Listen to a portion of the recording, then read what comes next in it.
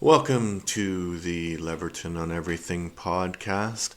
I'm Leverton, and this is Everything, a daily podcast where I review literally everything in under 10 minutes.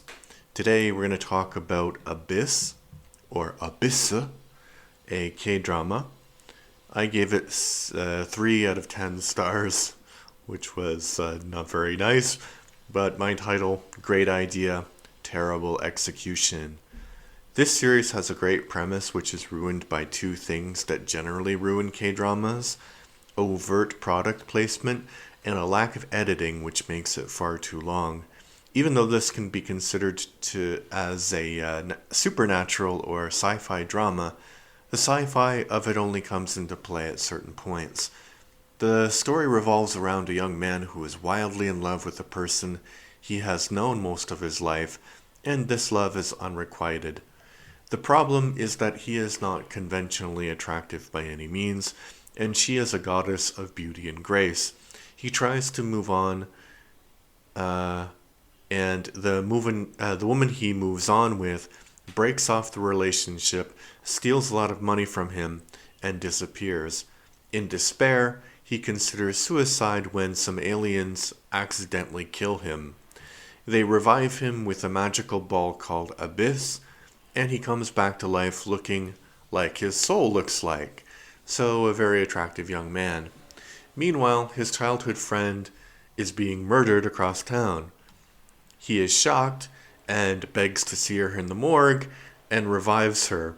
Her soul is that of a much shorter, though in my opinion more attractive woman, but the series and the characters act like she is the most hideous woman to have ever existed in terms of attractiveness. I think where the series does a good job of showing that people can really adapt to this range of situations. For example, if your son came back and looked completely different, but all of his memories were the same, his personality was the same, and his DNA was the same, you probably would accept the fact. So I liked that fact about the story.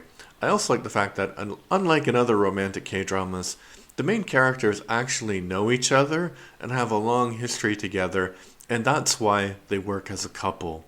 They know each other. Their bodies have changed, sure, but they are fundamentally the same people. The story doesn't end with a massive plot hole. It does end with. I don't know what I'm writing. It does end with a massive plot hole. How can you be a practicing lawyer if, in the eyes of the world, you are dead? The story runs out of steam after the main villain is dealt with. It just kind of peters out after that. Great idea, terrible execution. Which is why, even though there are parts of it that I really liked, I gave it 3 out of 10 stars.